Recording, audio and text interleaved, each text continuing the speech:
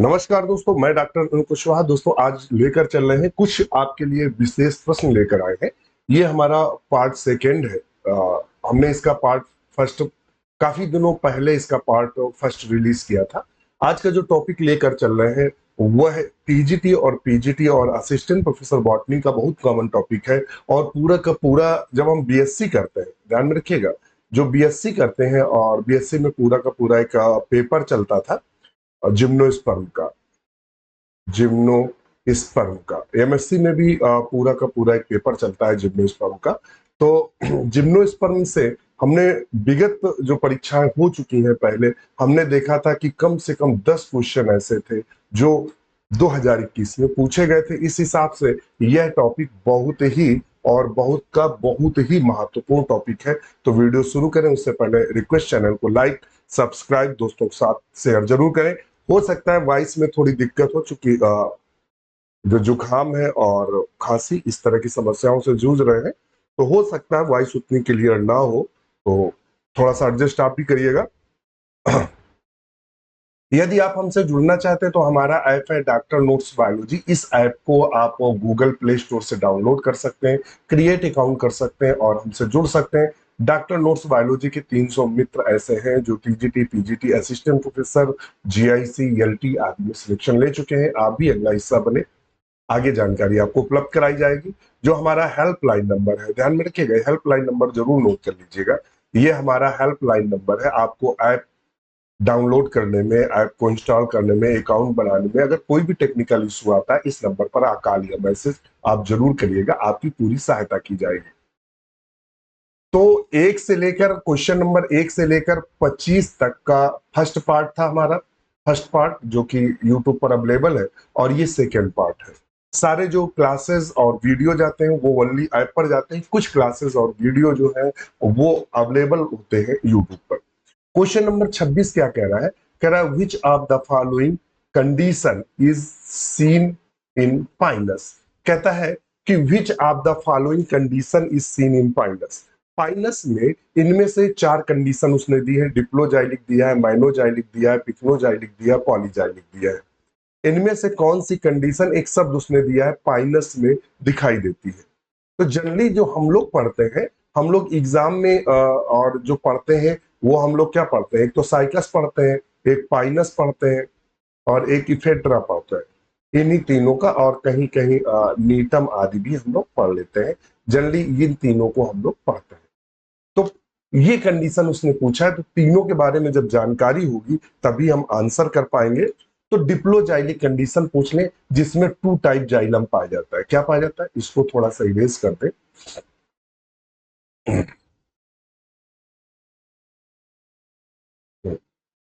जिसमें क्या होगा? जिसमें कहता है two type two type xylem पाया जाता है। ध्यान में रखिए, कितने प्रकार का जाइलम पाया जाता है? 2 प्रकार का जाइलम पाया जाता है। कौन कौन सा जाइलम का कौन कौन रूप होते हैं? एक होता है सेंट्रीफ्यूगल, सेंट्रीफ्यूगल, और एक होता है सेंट्रीपीटल। सेंट्रीपीटल, 2 प्रकार का जाइलम, सेंट्रीफ्यूगल और सेंट्रीपीटल जाइलम पाया जाता है। ये पाया कहाँ जाता है?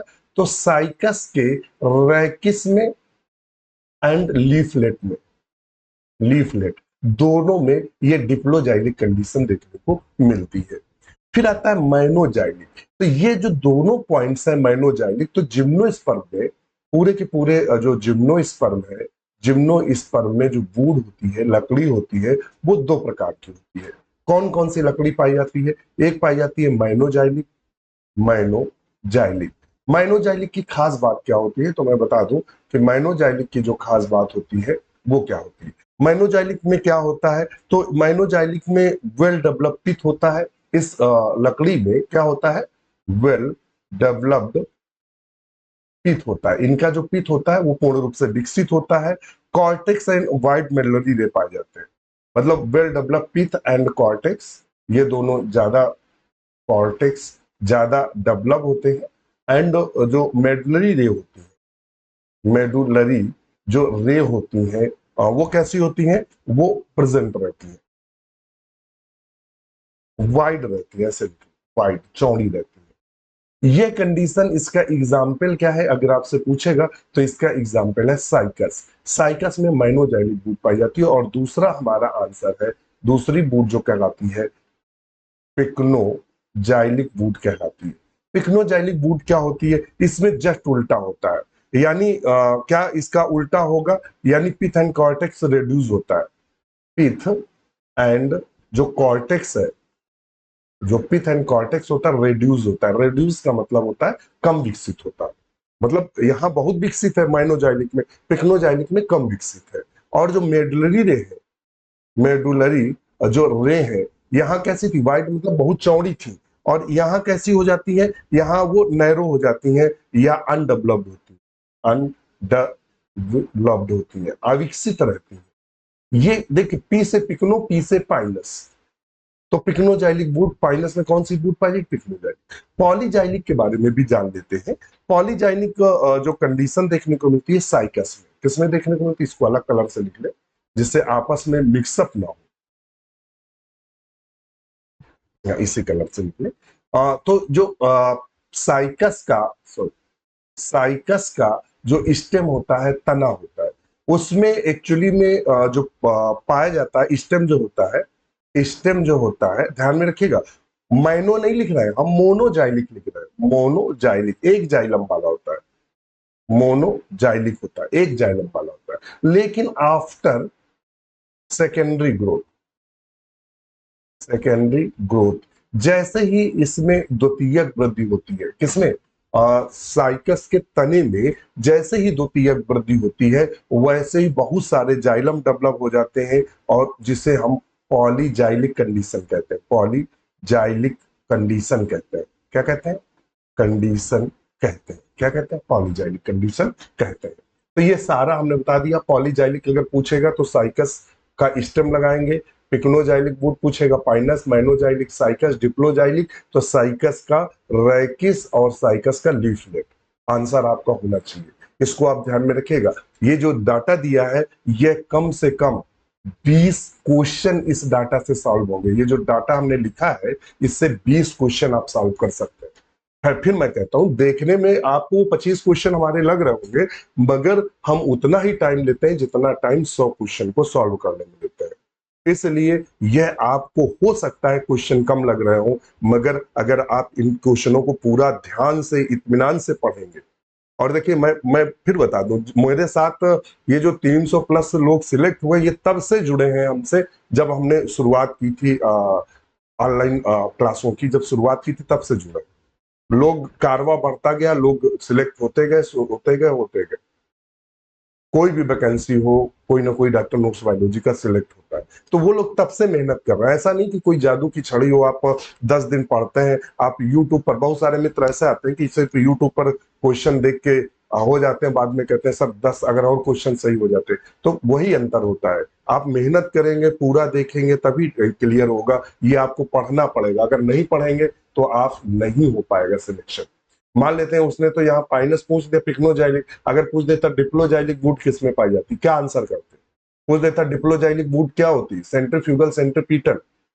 आपसे पूछ देगा पॉलीजाइलिक कंडीशन किस में देखने को मिलती, मोनोजाइलिक कंडीशन किस में देखने को मिलती, क्या परिवर्तन होता है जब मोनोजाइलिक पॉलीजाइलिक में बदल जाता है।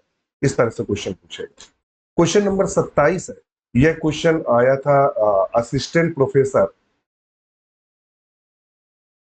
प्रोफेसर बॉटनी 2025, जो अभी असिस्टेंट प्रोफेसर का बिल्कुल रिसेंट में एग्जाम हुआ है बॉटनी का, उसमें ये पूछा था the smallest gymnosperm known as, सबसे स्मॉलेस्ट। और एक उस खास बात थी, उसमें एक खास बात थी, उसने ये ऑप्शन, ये ऑप्शन, ये ऑप्शन नहीं दिए थे। यहां उसने सब में जैमिया स्पीसीज अलग दी थी, यहाँ जैमिया की स्पीसीज अलग दी थी। इसमें मैं खुद कंफ्यूज था। मैं इसलिए कंफ्यूज था, हमने कहा जैमिया तो हम लोगों ने एक ही पढ़ा है, और जैमिया केवल पिग्मिया पढ़ते हैं, स्मॉलेस्ट है। उसने दिखा था कि जैमिया की किस स्पीसीज में सबसे छोटी पत्ती पाई जाती। क्वेश्चन ध्यान में रखिएगा, पूछा था जैमिया की, इसलिए मैं बता रहा हूँ। हो सकता है पीजीटी का एग्जाम लगा हुआ है, पीजीटी हो सकता है 19 के लगभग, मुझे लगता है जून में है, 19 जून को। तो हो सकता है क्वेश्चन पूछ दे कि जैमिया की सबसे छोटी पत्ती किस में पाई जाती है, जैमिया के 4 ऑप्शन दे दे, तो फिर बहुत कंफ्यूजन करेगा। तो जैमिया का जो रहता है वो जैमिया पिग्मिया ही है, ध्यान में रखिएगा। 4 जैमिया, जैमिया 4 ऑप्शन दिए। तो सबसे छोटा स्मॉलेस्ट जिम्नोस्पर्म जैमिया पिग्मिया है, और सबसे स्मॉलेस्ट पत्ती जो पाई जाती है वो जैमिया पिग्मिया में को मिलती है, इसलिए इसको हमने आपको बोला हुआ है। और यदि आप हमसे जुड़ना चाहते हैं, देखिए मैं आपको सजेस्ट करूंगा, हमारा 699 का एक प्रैक्टिस बैच है, प्रैक्टिस बैच है। आप कुछ ज्वाइन करो ना ज्वाइन करो, इस प्रैक्टिस बैच को जरूर ज्वाइन करो, मैं सजेस्ट करूंगा। उसका रीजन है कि हमारे जैसे व्यक्ति जो इतने एग्जाम दे रहा है, इतने दिन से तैयारी करवा रहा है, सब कुछ है, जब हम लोग एग्जाम देने जाते हैं या कभी एग्जाम का होता है, तो 2 से 4 क्वेश्चन ऐसे होते हैं जो आते हुए गलत हो जाते हैं। क्यों? क्योंकि प्रैक्टिस नहीं होती, क्वेश्चन आते हुए गलत हो जाते हैं। या तो उन क्वेश्चनों में हम कुछ कड़ियां करते हैं, या तो नोट नहीं देख पाते हैं, या पूछ कुछ रहा होता है हम आंसर कुछ दे देते हैं, या कभी कभी ओवर कॉन्फिडेंस में हम लोग आंसर गलत कर जाते हैं। कभी कभी गोला लगाने में क्वेश्चन गलत कर जाते हैं, गोला सी लगाना था और आपका हाथ डी में पड़ गया और डी गोला कर गए, फिर आगे बढ़ गए। जब आप चेक करते तब कहते थे यार सी में टिक तो हमें सी में लगाना था, डी कहां से कर दिया, अब वो तो क्वेश्चन गया, हाथ से गया। तो ये जो गलतियां हैं, आपके आते हुए जो क्वेश्चन गलत होते हैं, और टाइम मैनेजमेंट है कि एक लिमिटेड टाइम में ही क्वेश्चन करें, तो वो सारी समस्याएं आप इस प्रैक्टिस बैच से सॉल्व कर सकते हैं। आपको इसमें 80 प्लस प्रैक्टिस सेट अवेलेबल रहेंगे, और प्रैक्टिस सेट की मैं गारंटी लेता हूं, जो ये प्रश्न देख रहे हैं बिल्कुल इसी लेवल के यही प्रश्न आपको अवेलेबल रहेंगे। और मैं कोशिश उन्हीं प्रश्नों का चुनाव करता हूं जो एग्जाम में 99% संभावना हो कि हूबहू फंसे। मतलब 100% तो पेपर तो सेट नहीं कर रहा हूं, मगर मैं कोशिश यही करता हूं कि पूर्व परीक्षाओं में जो प्रश्न पूछे गए हैं, जो चाहे यूपीएससी में, यूपीपीएससी में पूछा गया हो, राजस्थान और कहीं भी किसी भी स्टेट से अगर एग्जामिनर क्वेश्चन को ले रहा है, तो वो क्वेश्चन गलत ना हो। यदि पहले पूछा जा चुका है कहीं भी, हम उन क्वेश्चनों को लेते हैं और अपनी प्रैक्टिस सेट में रखते हैं।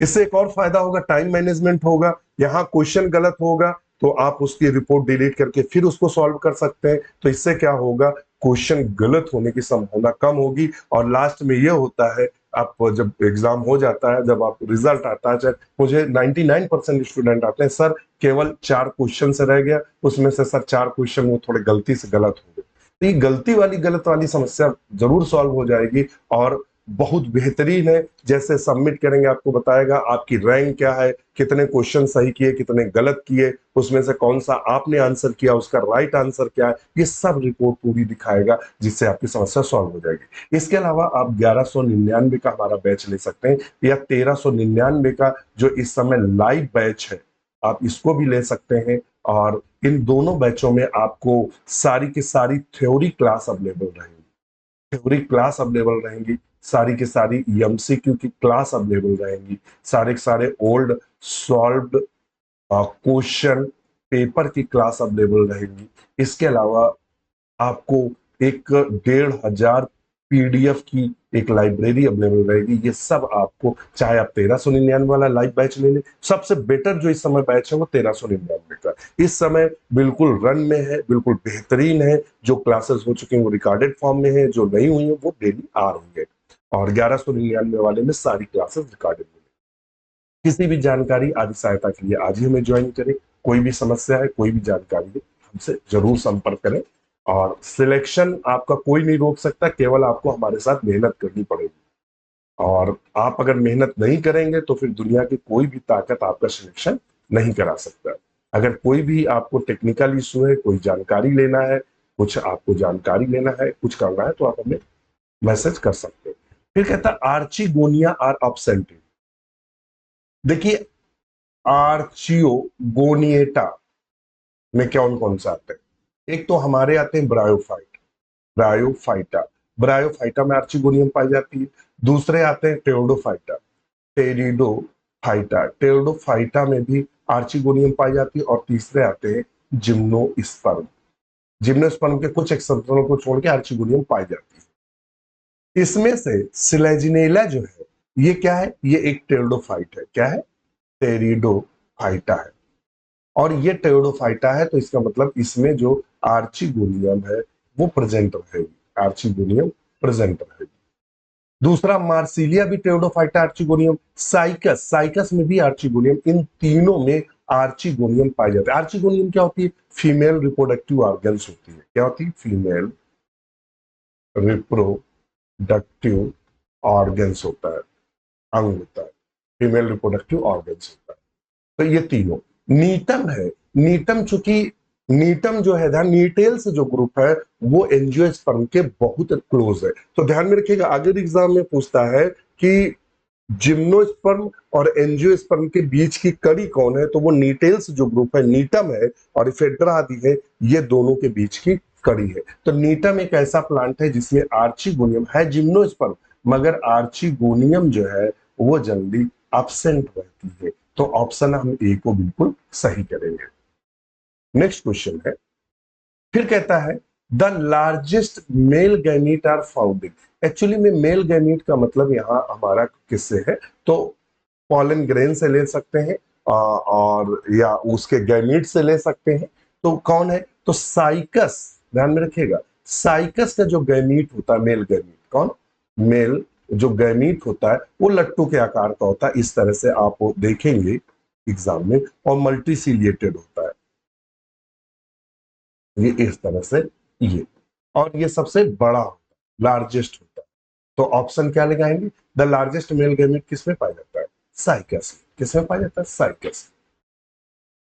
पाइनस में एक खास बात होती है, एग्जाम में पूछता है, विंग्ड पॉलन ग्रेन पाया जाता है, विंग्ड पॉलन ग्रेन पाया जाता है, पॉलन ग्रेन पाया जाता है। क्या पाया जाता है? विंग। इस तरह से ध्यान में रखिएगा, ये बहुत क्वेश्चन पूछा, मुझे लगता है इसका जो पहले वाला पार्ट हमने बनाया था उसमें इस तरह का हमने बताया, इस तरह का विंग्ड पॉलन ग्रेन देखने को मिलता है, ये ऐसे बहुत क्वेश्चन पूछा जाता है। तो चूंकि इसका ऑप्शन डी सही है। नेक्स्ट क्वेश्चन पर चलते हैं, 30 नंबर। देखिएगा क्वेश्चन सेम है, शब्द पूछा, लार्जेस्ट स्पर्म शब्द यूज कर दिया, यहाँ स्पर्म यूज किया, वहां उसने किया था मेल गैमीट लार्जेस्ट कौन सा। देखिए अंतर थोड़ा सा ही किया, यहाँ उसने पूछा लार्जेस्ट स्पर्म और वहां पूछा था लार्जेस्ट मेल गैमीट कौन सा होता है। तो लार्जेस्ट स्पर्म और लार्जेस्ट मेल गैमीट में थोड़ा सा अंतर किया। तो लार्जेस्ट स्पर्म किसमें पाया जाता है? तो वही आंसर होगा हमारा, साइकस। नेक्स्ट क्वेश्चन है, if the leaf of Pinus, वो कहता है जो पाइनस की लीफ है, पाइनस की लीफ है 16 क्रोमोसोम, कितने क्रोमोसोम है? तो 16 क्रोमोसोम बता रहा है। कितने बता रहा है? क्रोमोसोम की संख्या हमें 16 बता रहा है। कितने बता रहा है? 16। और कहता है ये जो लीफ में क्रोमोसोम है वो 2n बराबर 16 है। तो कहता है chromosome, what will be the number of chromosome in the endosperm.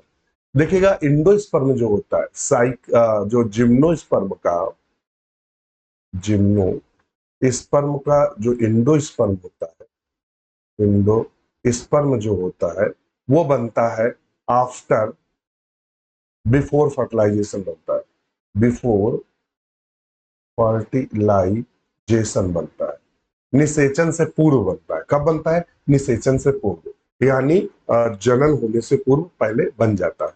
तो हरदम ये कैसा होगा? अगुणित होगा। कैसा होगा? अगुणित। तो यहाँ डिप्लॉयड संख्या 16 है, तो अगुणित संख्या n बराबर कितना होगा? आधा हो जाएगा, 8। तो आंसर हम कर देंगे 8।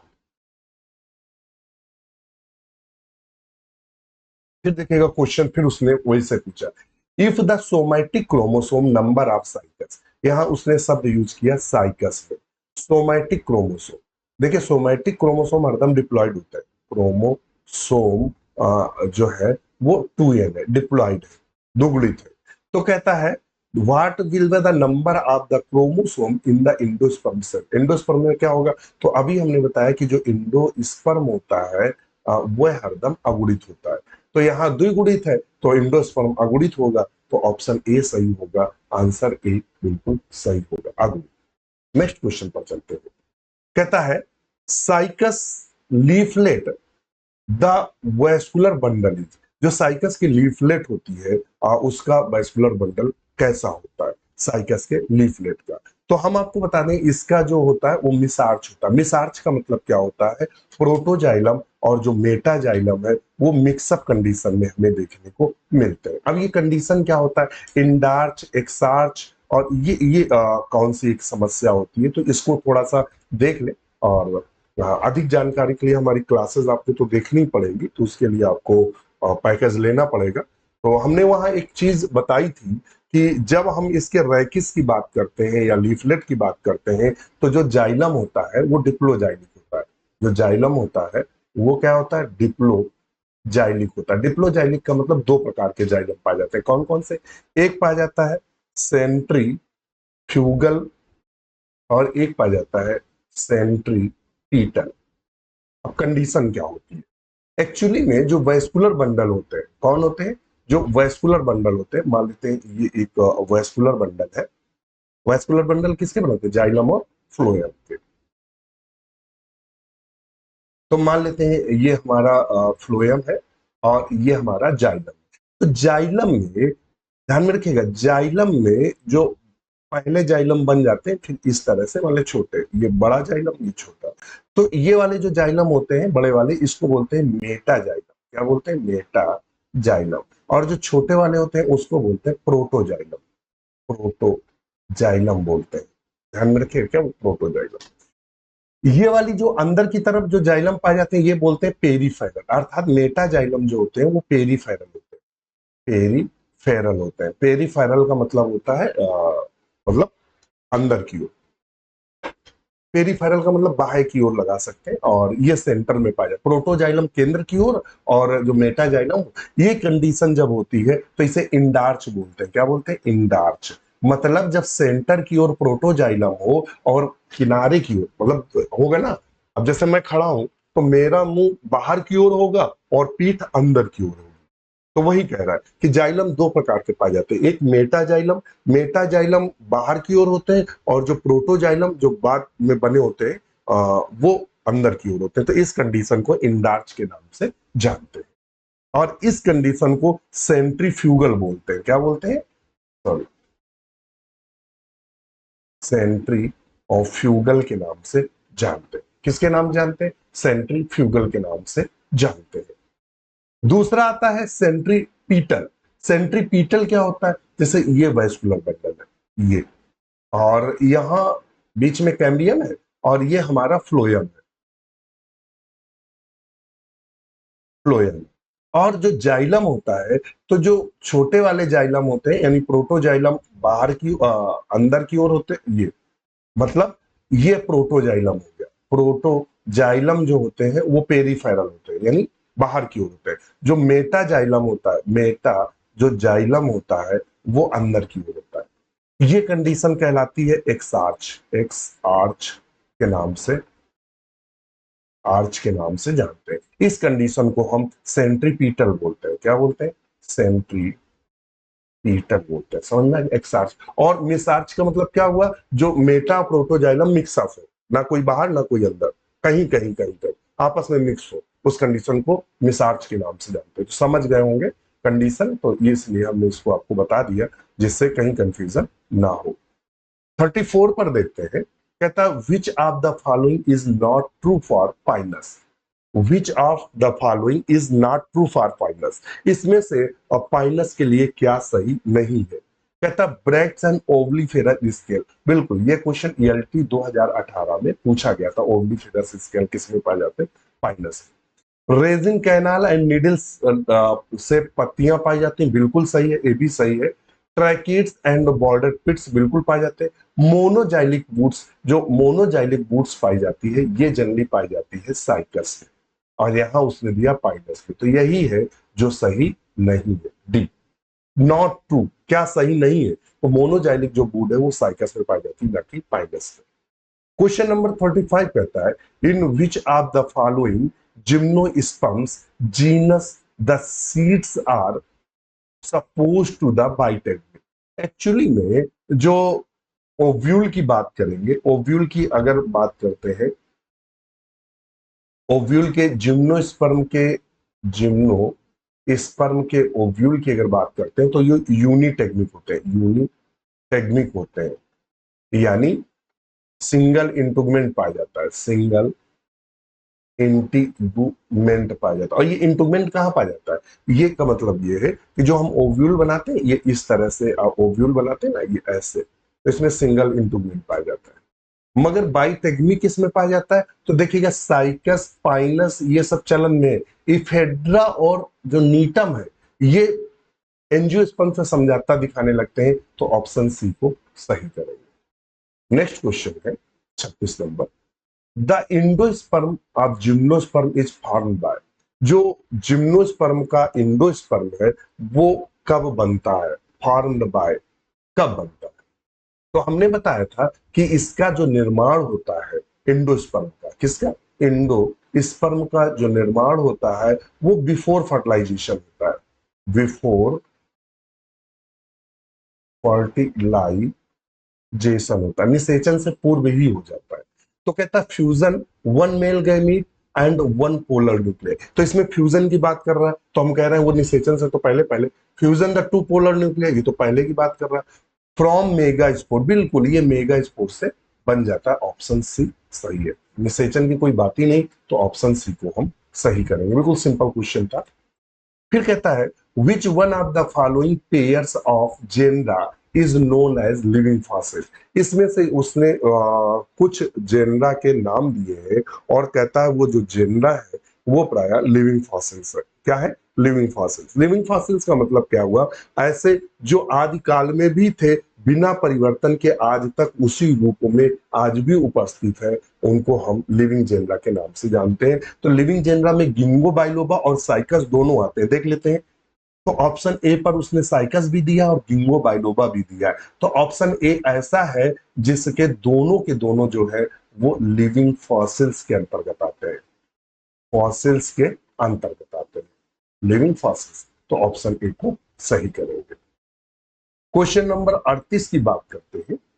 The living fossils ginkgo biloba belong to the, कहता है कि जो लिविंग फॉसिल गिंगो बाइलोबा है, एक्चुअली में हम लोगों को नहीं पढ़ना रहता, एमएससी में, बीएससी में गिंगो बाइलोबा का नामो निशान नहीं है, केवल जनरल करेक्टर में हम लोग गिंगो बाइलोबा को पढ़ लेते हैं, लेकिन एमएससी में गिंगो बाइलोबा पढ़ना रहता है। तो गिंगो बाइलोबा किसका सदस्य है, तो ये जिम्नोस्पर्म है। क्या है, जिम्नोस्पर्म। गिंगो बाइलोबा क्या है, जिम। सिंपल सा क्वेश्चन था, तो सिंपल सा भी हो गया। Turpentine oil is derived from, जो तारपीन का तेल होता है, जो टर्पेंटाइन ऑयल होता है, जो गांठों में आदि में लगाते हैं सर्दियों में, जिनकी गांठें अकड़ जाती हैं, तो वो किससे प्राप्त होता है, तो जनरली पाइन से प्राप्त होता है। नेक्स्ट क्वेश्चन चलते हैं। कहता है the endosperm of gymnosperm is commonly, अभी हमने बताया था कि जो जिम्नोस्पर्म का इंडोस्पर्म होता है वो प्राय किस प्रकार का होता है, तो वो प्राय आगुड़ित होता है या हैप्लॉइड होता है। कैसा होता है, हैप्लॉइड। और ट्रिप्लॉइड किसका होता है, जो एंजियोस्पर्म है, एंजियोस्पर्म जो है उनका जो एंडोस्पर्म होता है, एंडोस्पर्म जो होता है वो ट्रिप्लॉइड होता है। और जो जिम्नोस्पर्म है, जिम्नो स्पर्म का जो एंडोस्पर्म है वो हरदम अगुणित होता है। तो चूंकि उसने जिम्नोस्पर्म पूछा तो ऑप्शन ए को सही करेंगे। कहता है which of the following is character of gymnosperms wood, gymnosperms wood का करेक्टर क्या है, तो मैं बता दूं, इसमें वेसल्स का अभाव होता है। देखिए टेरिडोफाइट जिम्नोस्पर्म में क्या होता है, वेसल्स का अभाव होता है, वेसल्स पाई नहीं जाएंगी तो इनकी जो लकड़ी होगी उसमें छेद नहीं होंगे। तो कहता पोरस, तो छेद तो होंगे नहीं क्योंकि वेसल्स नहीं। Ring porous, diffuse porous, non porous, इनकी लकड़ी कैसी होती है, नॉन पोरस होती। तो ऑप्शन डे, क्यों, क्योंकि इनमें वेसल्स का अभाव होता है। नेक्स्ट क्वेश्चन है, कहता है which of the following pair is not correctly matched, इनमें से जो पेयर दिए हैं वो पेयर में से कौन सा पेयर ऐसा है जो पूर्ण रूप से मैच नहीं कर रहा है। तो कहता है साइकस का मोटाइल स्पर्म बिल्कुल होता है, यह सबसे लार्जेस्ट स्पर्म है, लार्जेस्ट स्पर्म है। और कैसा होता है, सीलिएटेड होता है। तो पाइनस की बूट पिक्नोजाइलिक, बिल्कुल पिक्नोजाइलिक होती। Ephedra monoxylic, Ginkgo maidenhair tree, बिल्कुल। तो इफेड्रा की जो बूट होती है वो मोनोजाइलिक नहीं होती, तो ऑप्शन सी है जो मैच नहीं कर रहा है। Who propose the creation of group of progymnosperms, कहता है इसमें से प्रोजिम्नोस्पर्म्स ग्रुप किसने दिया था या किसने बताया था। तो एक साइंटिस्ट थे बेक, बेक थे, और बेक ने 1960 में एक ग्रुप बनाया था, प्रो जिम्नो स्पर्मोसिडा, ये ग्रुप बनाया था प्रो जिम्नो स्पर्मोसिडा। इसी को हम प्राय प्रो जिम्नोस्पर्म्स के नाम से जानते हैं। जनरल करेक्टर से क्वेश्चन है तो ऑप्शन कौन सही होंगे? बी ने 1960 में एक ग्रुप बनाया था प्रोजिम्नोस्पर्मसिडा, जिसको प्रोजिम्नोस्पर्म्स के नाम से जानते हैं। तो किसने क्रिएट किया था एक ग्रुप ये प्रोजिम्नोस्पर्म का? तो बी ने किया था। नेक्स्ट क्वेश्चन है, पॉलीकॉटिलेडनस एम्ब्रियो इज फाउंड। देखिएगा जो कॉटिलेडन्स होते हैं, कॉटिलेडन्स जो होते हैं, लेडन्स जो होते हैं, देखिएगा साइलोटम टेरिडोफाइट है, पहले तो समझ लो टेरिडोफाइटा है। तो ये क्या है? सीडलेस है। क्या है? सीडलेस है, बीज नहीं पाया जाएगा। पॉलीट्राइकम जो है वो ब्रायोफाइट्स है। पाइनस जो है वो जिम्नोस्पर्म है। कैसा है? जिम्नोस्पर्म है। तो पॉलीकॉटिलेडन्स, अगर हम साइकस की बात करेंगे, ध्यान में रखिएगा, अगर हम साइकस की बात करेंगे तो इसमें 1 और 2 कॉटिलेडन्स पाए जाते हैं, कॉटिलेडन्स पाए जाते हैं। अगर हम पाइनस की बात करेंगे तो मैनी कॉटिलेडन्स पाए जाते हैं, कई पाए जाते हैं। तो जब कई पाए जाएंगे तो पॉलीकॉटिलेडन्स बोलेंगे। तो ऑप्शन हमारा क्या सही होगा? बी। नेक्स्ट क्वेश्चन पर चलते हैं। कहता है in which the following vessels are found. इनमें वेसल्स किसमें पाई जाती है? तो जो जिम एंजियोस्पर्म के नजदीक होंगे, एंजियोस्पर्म के नजदीक कौन है? नीटम है और इफेड्रा है। तो देखेंगे लाइकोपोडियम तो क्या है? टेरिडोफाइट, टेरिडोफाइटा है। एडियंटम भी टेरिडोफाइटा है। इफेड साइकस क्या है? जिम्नोस्पर्म है, जिम्नो। और ये भी क्या है? जिम्नो है। तो इफेड्रा एक ऐसा है जिसमें क्या होता है, जो वेसल्स होती है वो प्रेजेंट होती है। तो ऑप्शन बी को सही करेंगे। फिर से पढ़ लो, which are the following vessels are found, ठीक है, इफेड्रा है। नेक्स्ट क्वेश्चन है, the microsporangia in Cycas. Cycas में माइक्रोस्पोरेंजिया जो मेल रिप्रोडक्टिव ऑर्गन जिसमें डेवलप होते हैं, माइक्रोस्पोरोफिल आर प्रेजेंट। जो माइक्रोस्पोरेंजिया साइकस में होते हैं उसमें माइक्रोस्पोरोफिल प्रेजेंट और कहाँ होते हैं? तो एबैक्सियल साइड में होते हैं। कहाँ होते हैं? एबैक्सियल साइड में। बहुत इंपॉर्टेंट है, बहुत बार पूछा गया है। नेक्स्ट क्वेश्चन है, which are the following woods will be non porous. इनमें से किसकी लकड़ी नॉन पोरस होती? देखिए साल है, शीशम है, टीक है, इन सब में वेसल्स पाई जाती है, वेसल्स प्रेजेंट रहती है। तो इनकी लकड़ी कैसी होगी? पोरस होगी। मगर पाइन वुड का मतलब पाइनस, और पाइनस में क्या होता है? वेसल्स नहीं पाई जाती। तो ऑप्शन ए को सही करेंगे। क्वेश्चन नंबर चलते हैं 48 पर। कहता है which of the following gymnosperms show the presence of tetrasporic embryosac। Tetrasporic embryo sac, देखिएगा जब हम एम्ब्रियोसैक की बात करते हैं, एम्ब्रियोसैक की बात करते हैं तो उसमें कौन आता है? मोनोस्पोरिक, मोनोस्पोरिक, फिर आता है बाइस्पोरिक, बाइस्पोरिक, और फिर आता है टेट्रास्पोरिक, टेट्रास्पोरिक। टेट्रास्पोरिक का मतलब चारों जो मेगा स्पोर सेल्स होती हैं चारों भाग लेती हैं एम्ब्रियोसाइट बनने में। तो ये कंडीशन नीटम में देखने को मिलती है, नीटम। ऑप्शन ए को सही करेंगे। और ये वाला क्वेश्चन कह रहा है which one of the following characters is common in fern and cycas. इनमें से कुछ लक्षण दिए हैं। उसने कहा फर्न और साइकस। फर्न का मतलब क्या हुआ? टेरिडोफाइट, जो टेरिडोफाइटा और जिम्नोस्पर्म का secondary growth are and compound leaf, sporophyll and secondary growth, circinate vernation. देखिए जिम्नोस्पर्म में भी सर्सिनेट वर्नेशन पाया जाता है और टेरिडोफाइट में पाया, ये मिल गया लक्षण। और कंपाउंड लीफ दोनों में पाई जाती है। तो ऑप्शन सी सही है।